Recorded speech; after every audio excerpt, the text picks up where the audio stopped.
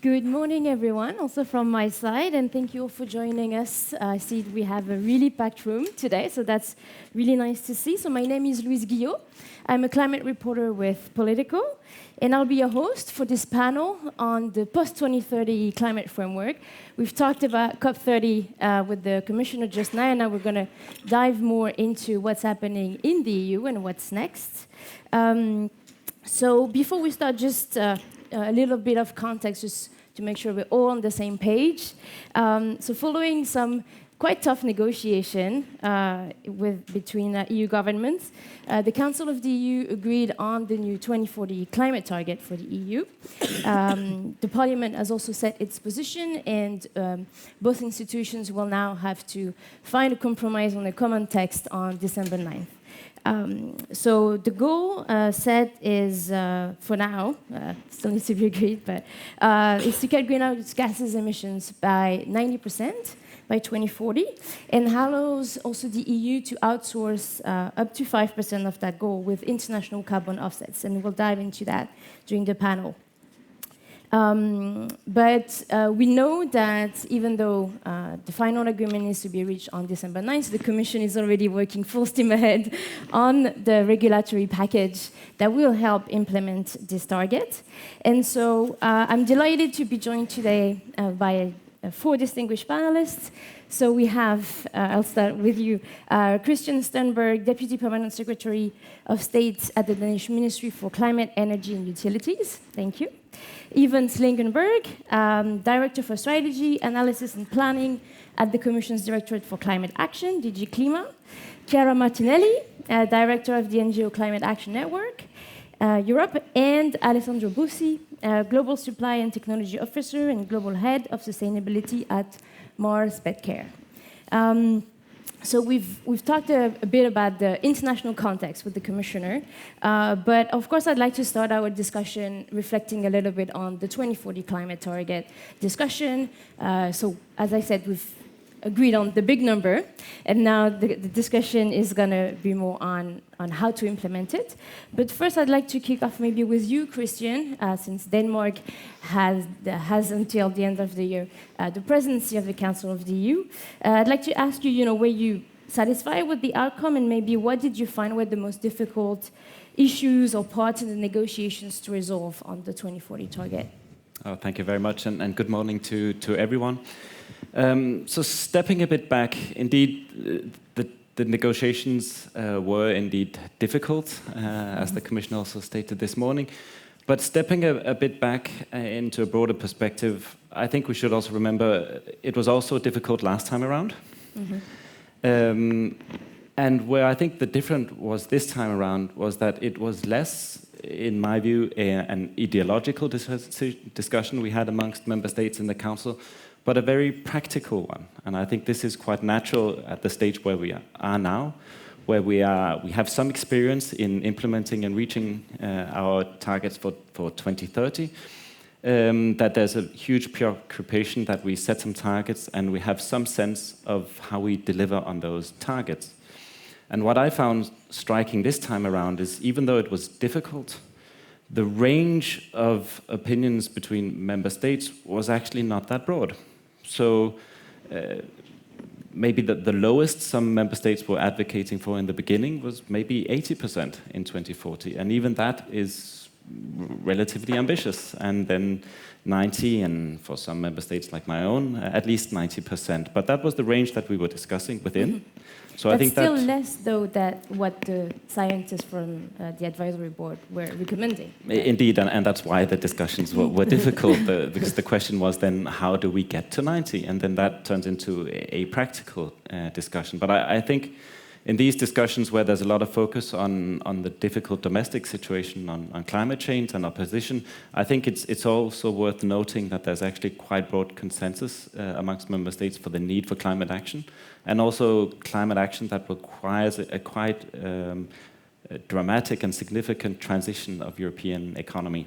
So then there's the question of how do we achieve it and how do we do it? And there are, of course, a lot of emphasis on retaining Europe's competitiveness and industry, our security, and also an acknowledgement that we can reach our climate targets while safeguarding these other important priorities. So finding a way forward was what the work focused on. More than an ideological battle is how do we achieve that? And I think the compromise reflects these different points of views. As a presidency, we don't take national opinions on this, but have to try to find the best possible compromise. And we do believe that the compromise reflects that it has a high-level ambition, 90%. It's based on the scientific advice that we've reached. I don't think any large emitter globally comes close to EU's level of ambition. But at the same time, there's a greater pragmatism about how we achieve these targets. The international credits is one aspect, greater flexibility between instruments, ensuring we reach them in a cost-effective way, are all ways of getting there in a way that safeguards our interests, but maintaining a high level of ambition. So even from a Danish perspective, if I put my Danish hat on, I think this is a huge achievement by Europe and by all member states that have contributed to that. Hopefully we can reach agreement with the European Parliament and get to the next stage. Yeah, indeed, we'll talk about this in a minute. But I'd like to do a little round with the other panelists also about what you make of this target. Chiara, turning to you, are there any issues in particular that when you look at this target that you see, maybe problematic in the future, or that you'll be particularly looking particular attention at moving forward? Thank you, Louise, and good morning, everyone. I will say, also to build on what has been said, I think we, as Climate Action Network Europe, we welcome that finally we had a deal. And I think that was for us extremely important to be able to reach Belém with the EU having a climate target agreed. Nevertheless, we have been working on that since a couple of years, and the process, I think we still have to say today, the process has been extremely worrying in terms of delaying, and I understand the challenges that have been faced, but I think it's our responsibility to keep mentioning that, the process has been too slow, too open to those flexibilities that some people call enablers.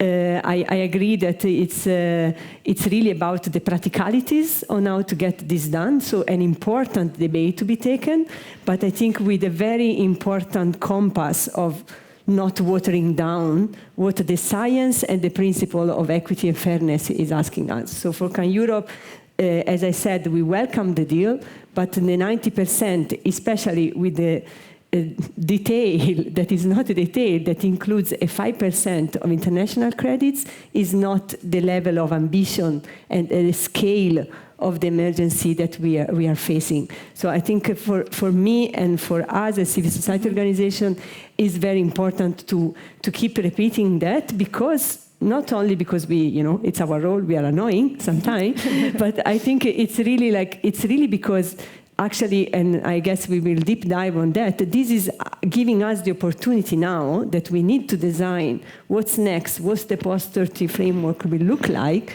Those details needs to be embedded, needs to be considered, and what that means and how we can limit the damage of those flexibilities in the policy framework that we will move forward.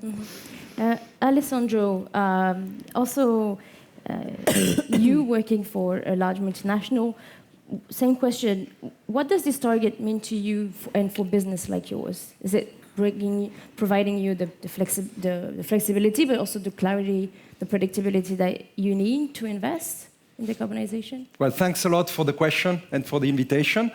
First of all, we are really proud to celebrate this year our 90th anniversary of presence in Europe and prosperity, which we really value. And basically, this framework allows us to have the harmonization and the predictability and the stability of a policy that actually help us continue this journey. And we hope to be continuing our prosperity in Europe. Mars is a privately owned business, and the Mars family sees climate not as a cost, but as a responsibility, as an obligation. And therefore, we don't think quarter, we think generation. And the 90 years is an artifact of this thinking strategy and vision. We have started working on climate actually more than 10 years ago, really looking at our scope 1 and 2 primarily. And today, we have developed a full set of playbook to decarbonize our scope 1 and 2. We are already 72% of all our pet care factory are powered on renewable energy, and 100% of our snacking chocolate factory are actually renewable energy, electricity and biogas. So that's an achievement we're really proud of. In 2023, actually, we have published our commitment, a long-term commitment, which we aim to reduce by half our carbon emission by 2030. And of course, converging to the framework that has been set. So for us, this framework is really helping us bringing the stability and the perspective that we need to continue developing our business. Okay. Thank you. And I'd like also to turn to you, Yvonne, because you were part of the team too that crafted this target, hearing some of the positive points, but also some of the criticism, especially Chiara saying, there was some delay, the process was a bit worrying, there are some flexibilities that create for some uncertainties about the ambition of the target. Do you think, would you have done anything differently from the side of the Commission, now looking at how the negotiation unfolded? Thank you, Louise, and good morning, everyone. That's a little bit of a conscious question, right?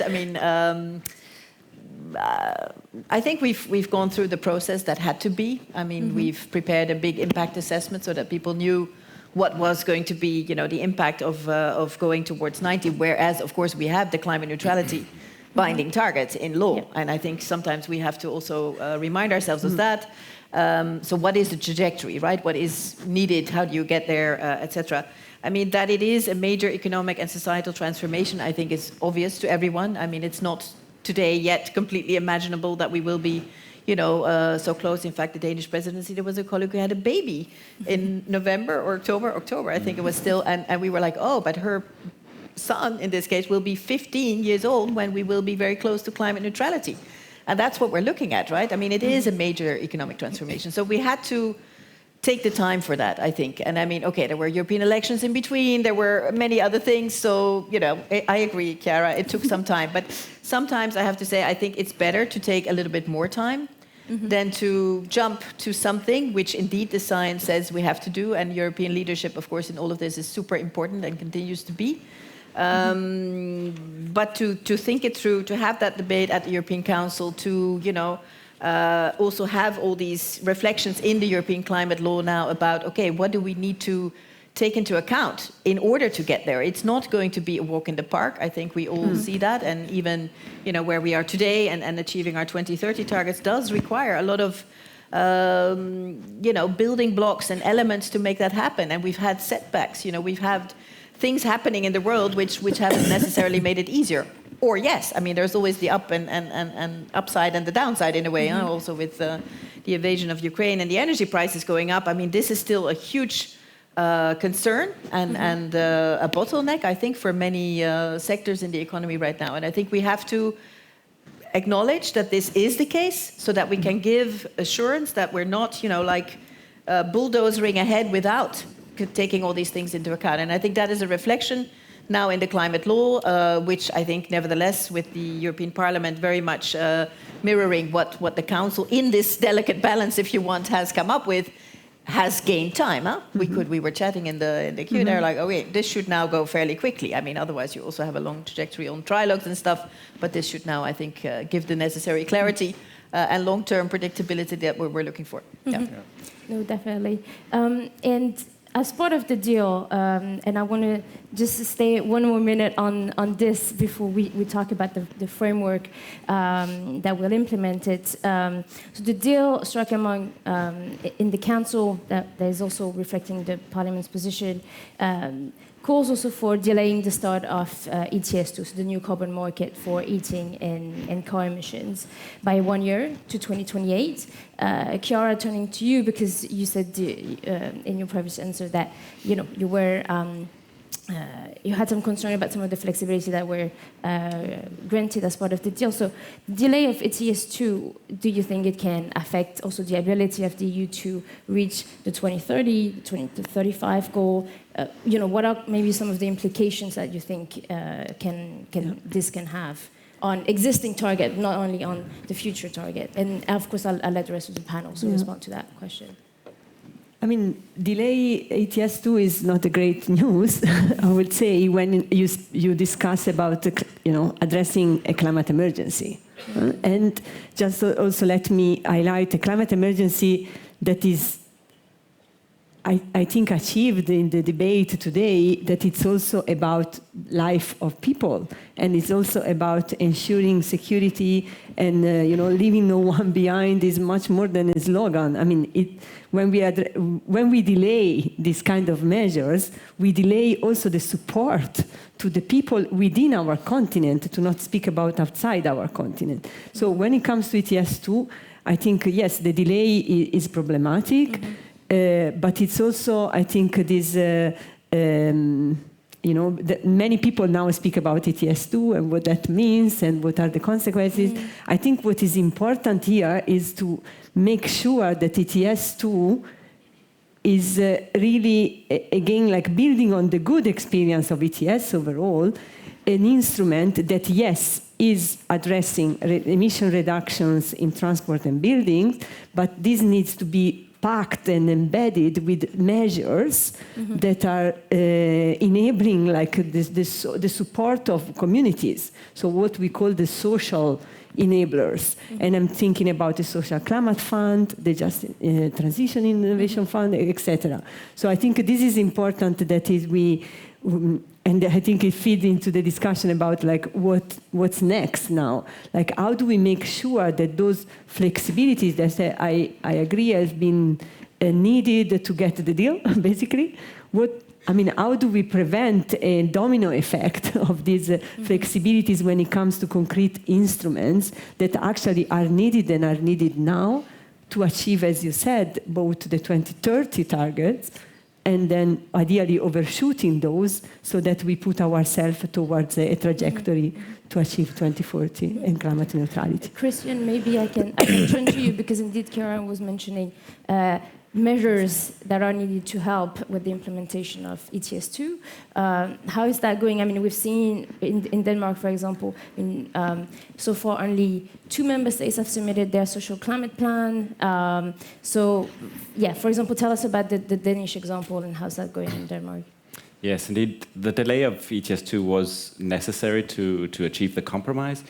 I think that that was well invested in that it also was essential to ensuring support from countries representing more than 80% of EU's population, and also getting what seems like quite broad agreement in the European Parliament. And building this coalition, I think, is very important for maintaining support for climate action and the significant transition we have to go through together. At the same time, I think it's very, very important that we keep ETS2 as a tool. So it's just a one-year delay, and the Commission will put forward proposals now to smoothen the entry into force, because we understand there's a lot of preoccupation in some member states. There will still be, and each member state will still have commitments to fulfill their targets for 2030. They just have one less tool to achieve those targets. And we think ETS2 is an incredibly important tool. In our example, the delay will mean that we will lack that tool for 1 year. It will cost us quite a bit of revenue that we could have gotten. Do you have any estimates? About €500 million for the Danish economy is not little. I had to go back to my finance ministry or call them in the middle of the night and say the compromise will cost us this in revenue. And ETS2, what it does, it's the most cost-effective way of reaching our targets within transportation and buildings. And cost effectiveness, at the end of the day, is to the benefit of the economy. And when it's also coupled with the Just Transition Fund, it gives or Social Climate Fund, it gives the opportunity to give back some of those revenues to those that are affected by it. So I think that once we start implement it and member states see the benefit and the population see the benefit, then that will gain more support. And if the cost was to do it a little bit more gradually to get everyone on board, we think that's worth giving in this stage. Yvonne, let me turn to you, because also we talked a lot about the target, but I know the Commission doesn't have it all sorted out yet, but can you tell us a little bit about, your thinking about the post-2030 regulatory framework? What does the Commission maybe want to do differently compared to previous iteration of climate policies we've seen for 2020, 2030 targets? Thanks, Louise. I mean, we don't have it all sorted out, because also, I mean, things have been moving in the climate law context for quite some time still. As we have been saying, I think ever since we put on the table the impact assessment, it was very much to say, look, we're not going to be changing the 2030 framework because we need stability there. And we're working, of course, very much with member states on how to do that. And there again, we have those, challenges, be it infrastructure, be it, connecting the dots between energy, industry, consumers, offtake, and all these things. So that's what we're definitely working hard on. It's about, the enabling framework, also very much now, because yes, the enabling framework was very much part of the discussion on the 2040 target, but it's basically reflecting the concerns that are there now, indeed, like you're saying, Chiara. So all of those discussions we take away for the 2040 framework. Indeed, the hooks, if you want, that are there in the climate law are fairly high level. What does it mean, flexibility? But we have, of course, had discussions on, what the expectations are around that. And that can range from, a full open approach, and we'll see where we are by 2040. Well, we think that might not get us there, right? I mean, because it's always easy to say, okay, I'll see later. So it is about cost efficiency, as you said, Christian. It is about accountability also, that we have a fair contribution of everyone, notably the member states. Of course, there will remain the issue of convergence, as in, we've always built climate policy around, a certain level of solidarity, a certain level of recognition of investment, capacity to invest. So that will be there. But at the same time, I always say ad nauseam, surely that we're heading towards climate neutrality for Europe as a whole. So that does mean major contributions by everyone. And indeed, the tools that we have, we should make the best use of it. So we're going to work very much together. I don't know if, I suppose the Brussels crowd has looked at the Commission work program for 2026, I think it has. Where we have an indication on the timing. We will be trying to bring out the revision of the ETS 1 first, because we really feel that, industry needs to get this predictability, what the situation, in terms of overall cap, but also free allocation, etc., is going to be. How to look at the continuation of certain funds under the ETS. You mentioned the Innovation Fund. We have been, at the beginning of this year, putting forward the idea, or hopefully more than an idea, about an industrial decarbonization bank, which is really going to be a way to make better use still, building on the Innovation Fund, but to bring more of these ETS revenues straight into investments, into decarbonization. And we hear a lot of support from the energy-intensive industry to do that. So I have to say I'm quite encouraged by all the chats I have with companies and with sectors, and saying, no, we want to do it. We want to do it. We want to decarbonize. We have our plans pretty much ready, but we're facing certain bottlenecks. So those kind of things we will take into account. And then I have to say, we, for the national targets and the governance, etc., around that, which should be coming at the end of the year, next year, it is still. 2026. We are also going to be looking at, how to maybe not just copy what we have for 2030. I mean, the 2030 architecture was pretty much a copy of what we had for 2020. I mean, let's take a step back. I like it when you said that, and see, okay, what do we take away from all these discussions? Where have we maybe gone a little bit, overboard, as in, I heard Mr. Larrea say we need flexibility for all consumers. I thought, okay, we should have a chat on that, because what is the mix, right, between predictability, everybody knowing their share and where we're heading, and then this flexibility notion, which is very popular, which comes under different names, be it technology neutrality, flexibility, etc. So it will be, I'm afraid, with us too, as the Commission, but of course we will very much be discussing this with all stakeholders, but also member states to see, okay, what is that balance? You know, how do you create a framework whereby, yes, there is a certain level of freedom, if you want, in terms of choices, low carbon energy choices, how do we connect the dots with the infrastructure and the choices that are being made there? Very important, I think, for us will be how do we connect the dots in terms of public funding and private funding. So, and that is, of course, where ETS2 also comes in, but we have the next multi-annual financial framework. How can we, you know, try and bring those things together in a coherent manner and say, okay, you need to invest in this and that in your country. Those are your priorities. It doesn't need to be, you know, the full scale of, be it, I mean, if it's your choice to do nuclear or if you rather go for renewables or, you know, whatever else, let's see, but it will need to be low carbon and we will need to make this transition together and you have a certain responsibility. I liked it when you said that, you know, Mars also looks at, you know, this transition as a bit of a responsibility. We have a... Yeah, maybe people thought it was done and maybe I should be done. No, as in, I just maybe in closing, I mean, we will be working on all of these things, but then we have this additional new element, which is the international credits, and I think that is I've been in this business for so long that I have actually worked with the credits before in the framework up until 2020. So we'll need to try and avoid the mistakes we made back then. I see your point, Chiara, on it reduces the level of domestic ambition and domestic emission reductions in the EU.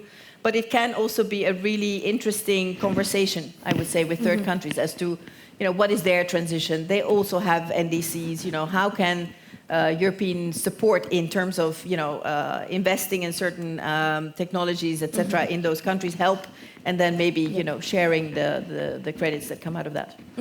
Thank you. And we can stay a little bit and talk about the carbon credits, but I just want to turn to our audience just to let you know that we're going to have a Q&A session at the end in about 7-8 minutes. So do start thinking about what you'd like to ask our panel and prepare some short and sharp questions so that we can take as many as possible. So on the carbon credits, indeed, that is one of the main novelties of the framework. Alessandro, let me turn to you. What do business like yours need to invest in these kinds of assets? And are you hesitant to doing it because of greenwashing concerns?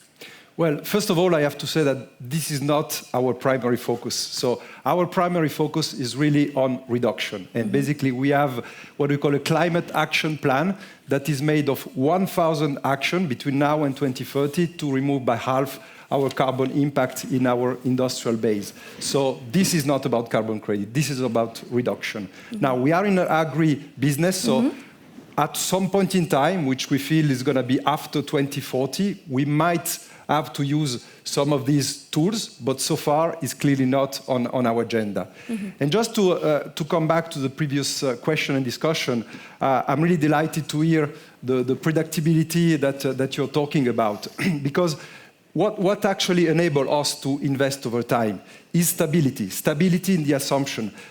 Delay in a regulation, change in a framework is not a good condition for us to invest on a long term.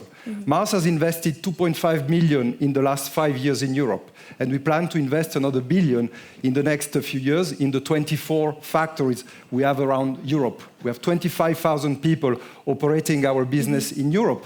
And as a result, we need stability to make the case. We need stability to be able to prioritize this 1,000 projects that we have in a climate action plan. If assumptions are changing, we can't operate, we can't prioritize, we can't fund, we can't find the fuel for putting them in action.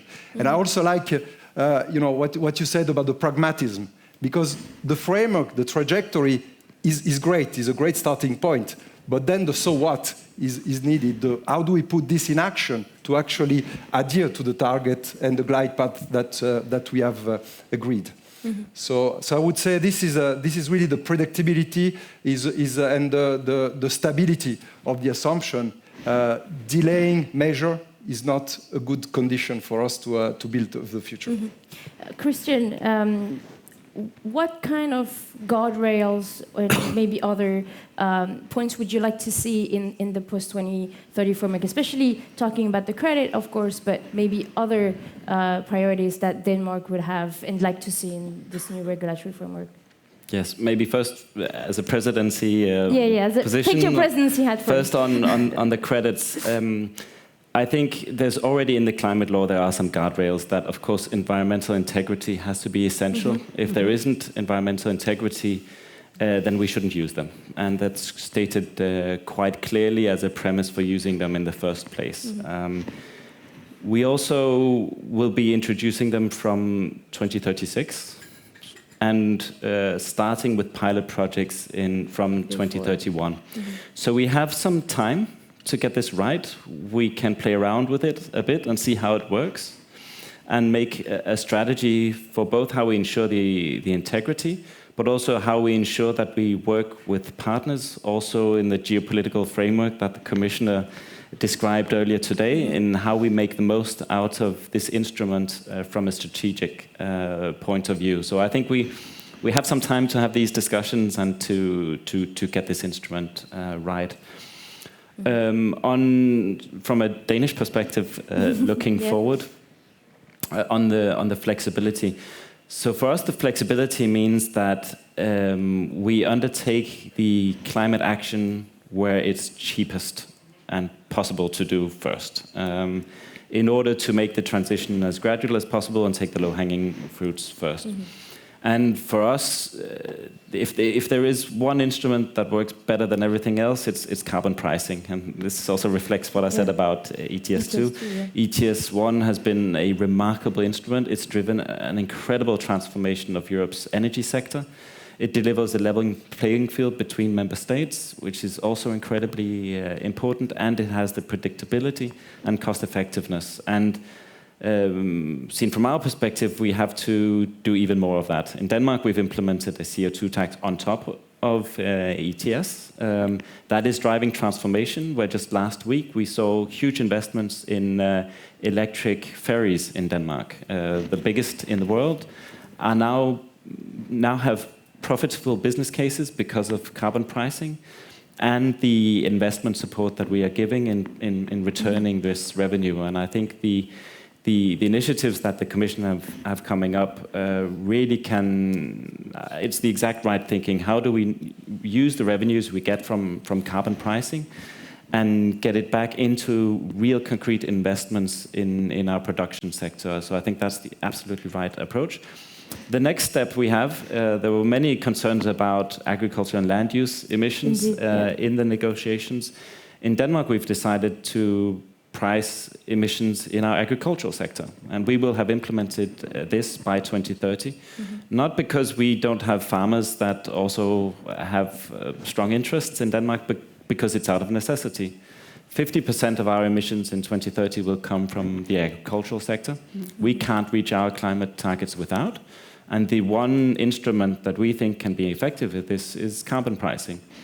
Now, many member states might not be at Denmark's point yet, but they will at some point. And right now, we don't really have effective instruments for climate policy in the agricultural sector, and we need to start developing those with a view of implementing them within the next decade. And the Commission put forward a bioeconomy strategy last week that have maybe some of the first elements that can form the basis of a pricing mechanism of some sort to provide incentives to farmers, to provide them a business case for their transformation, because otherwise I don't think it will happen. And on that, Yvonne, very quickly, because I also want to take some questions from the audience.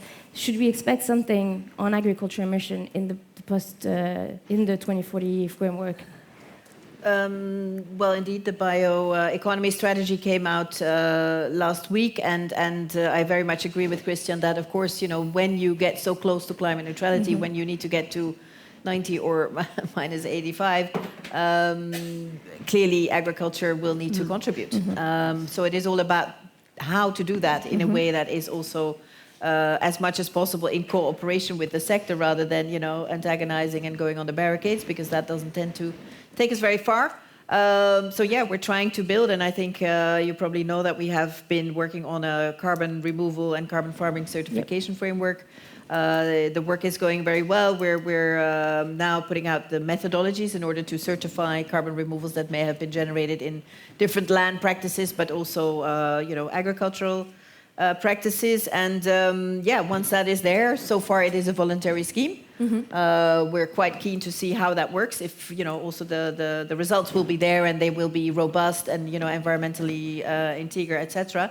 And then we can see how we build on that for the 2040, or the post-2030 framework also. I mean, I very much hope that we can have a debate, because it's exactly like you were saying, Christian, it is about, rewarding those practices. Now, how do you raise the revenues to do that? There is, of course, also there again, to come back to the multi-annual financial framework, there is a lot of money still foreseen for, support for farmers in the EU budget, and we really think there can be win-win approaches there, so that you set the foundation for farmers to do that, and then for them to be rewarded, as I said, and recognize when they have those practices that there would also be a financial reward for that. So that will definitely be part of the reflection, if I can call it like that.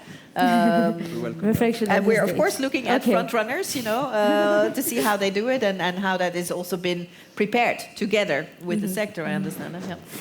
Chiara, I didn't give you the floor, so very quickly on maybe on the credits on your side. Yeah, and then, looking at what's need to happen now, maybe I don't want to lose the opportunity to say that also that, we do have evidence and facts that there are some things in the policy framework we have today that it's actually working. I don't have to, I think, to share in this panel, with this audience, figures about the energy cut in consumption that the EU achieved in the last 15 years, but also how the last 5 years wind and solar saved us 59 billion euro in fossil fuel imports, and this is coming from the European Commission report. So I think for me, what we didn't touch upon here is also it's also about getting real on fossil fuel phase out.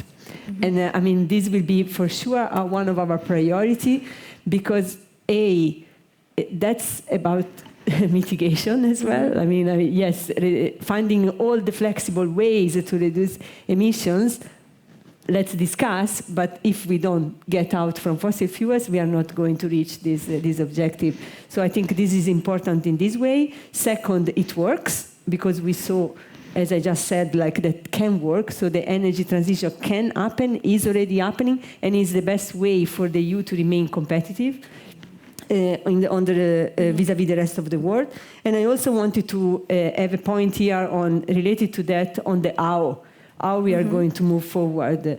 Because, yes, the work on the Commission shoulders is now a lot, but I think what we know from the past experience is that on the ensuring an inclusive participatory process with member states, but also with citizens, with all the different stakeholders is key. And I think we need to move a little bit a step further in what we call as NGOs an important call for a fossil-free politics, meaning the fossil fuel industries, and we saw that at the COP now in Belém again, when it comes to getting serious on transition away from fossil fuels, the imbalance of the interests of fossil fuel companies in this debate is still too strong, and avoid true transformation moving forward. Thank you. So now it's your turn to ask a few questions. So please raise your hand, introduce yourself. I'm going to take 2 or 3 in a row, because I think it's only that time we have. So the gentleman with the white shirt, please. Thanks. Yes. Hi, Leon de Graaf from Sustainable Public Affairs. Just a question for the panel. Regarding the international credits, are we going to be funding Europe's own competition with those credits? So, for instance, are we going to be funding green steel companies projects somewhere in the world, when we know that the global overcapacity of steel is already equal to 4 to 5 times the annual production in Europe? Are we going to be funding green cement companies in North Africa, for instance, who could be competing directly with the companies? Do you think that we should have any safeguards to address that potential risk? Thank you very much. I think there was a lady at the front here, and then we'll go to the gentleman on the other side. Thank you. Perfect. Thank you very much. My name is Anna Kostova from Carbon Gap, carbon removal nonprofit. I wanted to ask about another flexibility, which is the review clause, especially the one that allows the EU to reconsider 90% target if the LULUCF, so the land use sector, doesn't deliver as it's supposed to. Is it not dangerous, considering how much effort was put into securing the 90%, that we hinge its success on a sector that is currently struggling due to climate change, but also, unsustainable management practices, and a sector that we really need for climate neutrality? So, is it not, at the very least, leaving the door open for some backtracking action? Thank you. And last one from the gentleman on the other side of the room. Great.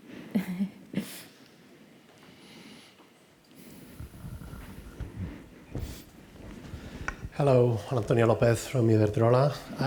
It's a question for the Commission. So you were talking about the work program for 2026, and there is no specific line on Industrial Decarbonization Bank. And we know that MFF will cover it and so on when it is agreed, but we will like to know whether this will be included, whether it will be sustained until 2030 and afterwards. Thank you. Thank you very much. So, a lot of questions, I think, for you, Yvonne. But, of course, I welcome the input from the rest of the panel. Maybe if we can start with the first question on credits and whether we think the credits could fund the EU's competition abroad. Yeah. Thanks for that question. I mean, it is one of the considerations, and I think, again, to go back to the climate law, there has been an incredible amount of mentioning of, competitiveness, the need to support the transition also in industrial sectors. So whether it is going to be, considered a good idea to invest in green steel production or green cement production in third countries is an open question. Which is, I'm glad you said, Christian, I mean, we do have a little bit of time, but I mean, we'll need to really weigh. It can be that, a partnership with a third country that we work well with, who in any case also has a regional, capacity that it wants to deploy, and going into a more decarbonized process, that could be well worthwhile. But of course, our strategic considerations are going to be at play there. How is the transformation in that sector in Europe happening? Can there be maybe even, partnerships around, the technologies, etc.? I mean, there are opportunities and challenges, right? I mean, there's also definitely, I think, an opportunity if Europe can, as I said in the beginning, keep the leadership and showcasing that, it is possible. These technologies, I think we all know, are there. It is about, the enabling framework getting indeed the support to the place where it needs to be to also run these things for a while, to deploy it, to get the offtake, to get a business case really happening, then of course there would be a major opportunity to also work with third countries on those things. So by the time we get to 2036, who knows, maybe we'll be in a good place. Just to reassure on the Industrial Decarbonization Bank, and maybe also to correct, it's not going to be funded by the MFF. It will be funded by ETS revenues. And that is where it will be proposed in the context of the ETS review next year. And hopefully we can make it a big success like the Innovation Fund is. I mean, there will be, of course, interlinkages, right? I mean, you've seen in the MFF, we will have the Competitiveness Fund, and there's supposed to be, again, also with the national plans, it's going to be the objective to bring all these different funding streams together in order to have member states, put in place a clear transition. And that is, again, infrastructure, it is the energy supply, it is what industry needs, it's what society needs, how do you shield, the vulnerable consumers, etc. And that needs to happen together, but the Industrial Decarbonization Bank will be an important part of that, and we will be putting it forward to channel those ETS revenues exactly to the transition in industrial sectors. And then, carbon gap. I was hoping that maybe Christina would say something on this review clause. Just to say that it's always an option, right, to revisit targets. I mean, this one is part of the overall, balance that had to be struck. It is, I would say, quite well embedded. It's not like, okay, we move towards 29 and we will again revisit, the level of ambition. I think we don't forget. I mean, we do have climate neutrality. I mean, also to go back to the level of support for this transition is really still very, very high. We do need to have more discussions with the people, notably, and the fears that are around there. And what does it mean for my job? What does it mean for my energy bill? I think those are very valid concerns. So that review clause had to be there.